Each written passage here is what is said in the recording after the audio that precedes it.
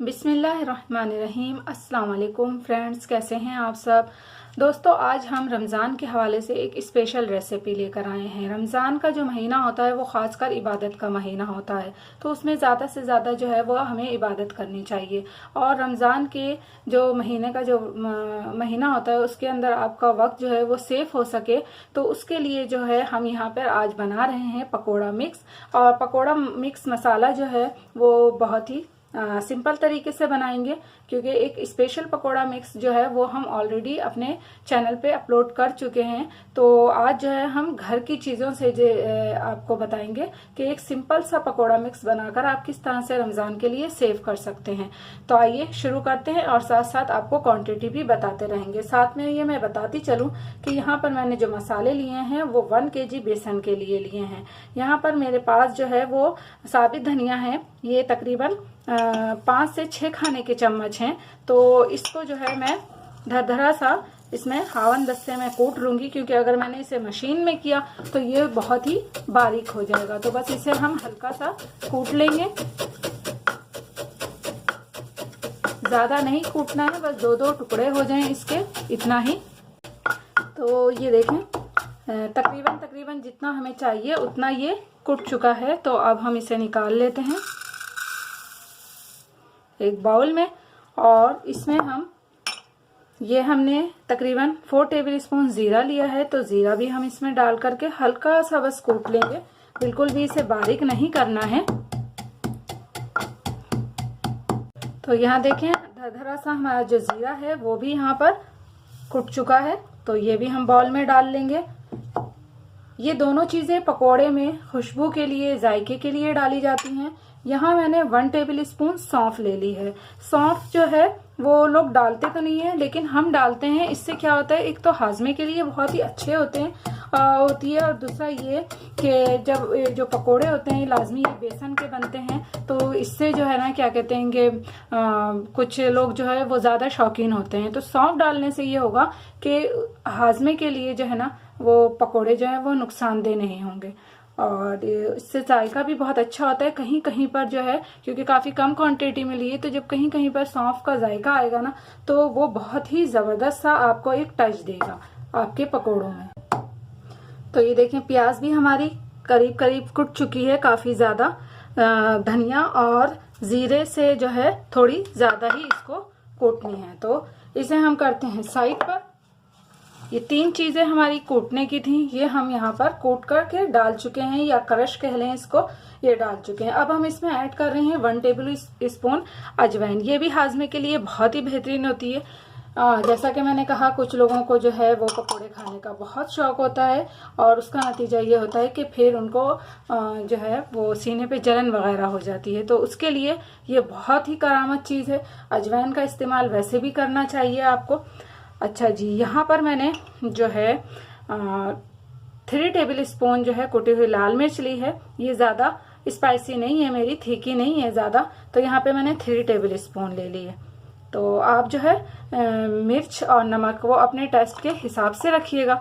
और यहाँ पे 2 टेबल स्पून पिसी हुई लाल मिर्च ले ली है मैंने। तो ये दोनों स्पाइसेस आप अपने हिसाब से कर लीजिएगा।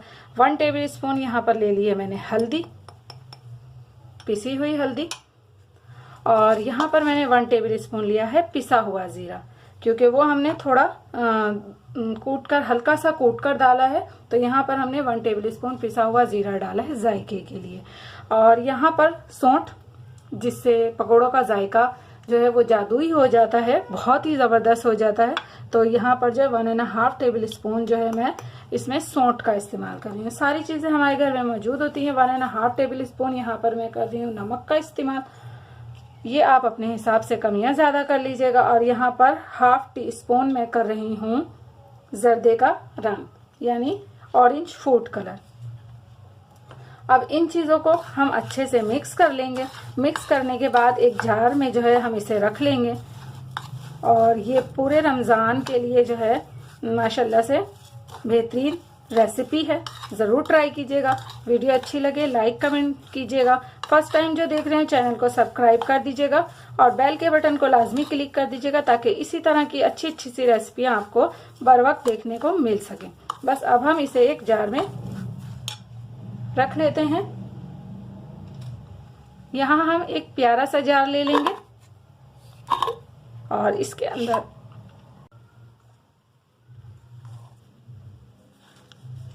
और सारा मसाला हम एक जार में डाल लेते हैं।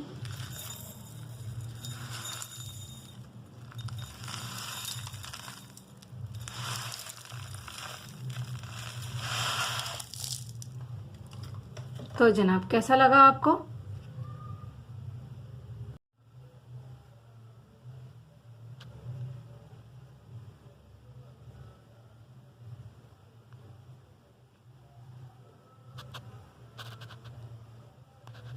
तो देखें, अब यहाँ पर हमने ले लिया है बेसन जो कि है 500 ग्राम, और आधा मसाला जो हमने बनाया था 1 kg के लिए वो हमने ले लिया है यहाँ पर। तो अब ये तमाम का तमाम मसाला जो है हम इसमें मिक्स कर देंगे।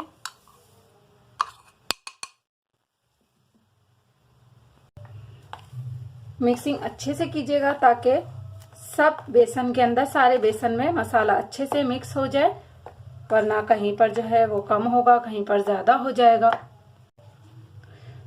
अच्छा, ये मैं बताती चलूं कि जब ये पकोड़ा मिक्स आप बनाएं तो बेसन को जो है ना वो आपने छान लेना है अच्छे तरीके से।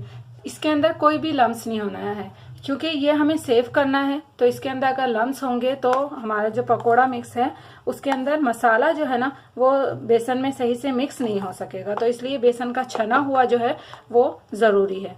अच्छा, नमक जो है वो हमने 1.5 टेबल स्पून ऐड किया था मसाले के हिसाब से, लेकिन यहाँ पर जो है लाजमी है 500 ग्राम जो है बेसन है तो इस हिसाब से कम है।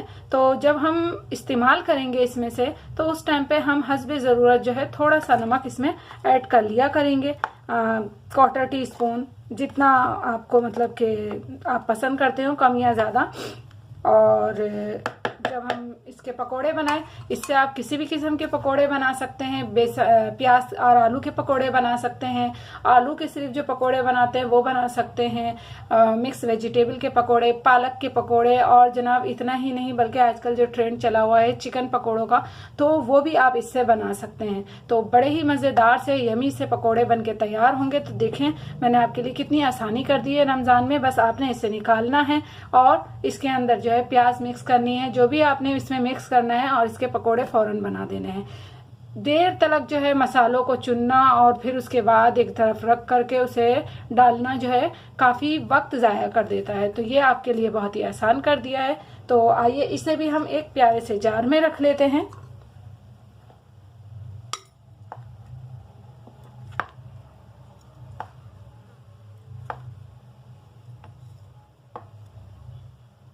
तो ये देखें व्यूवर्स, माशाल्लाह से हमारा पकोड़ा मिक्स और पकोड़ा मसाला बनके बिल्कुल रेडी है। होममेड स्टाइल में सिंपल और इजी रेसिपी, इसे आप ज़रूर ट्राई कीजिएगा, इंशाल्लाह आपको पसंद आएगी। वीडियो अच्छी लगे तो लाइक और कमेंट ज़रूर कर दीजिएगा, और इंशाल्लाह मैं फिर से हाजिर होंगी एक नई सी रेसिपी के साथ। मुझे दीजिए इजाज़त, अल्लाह हाफिज।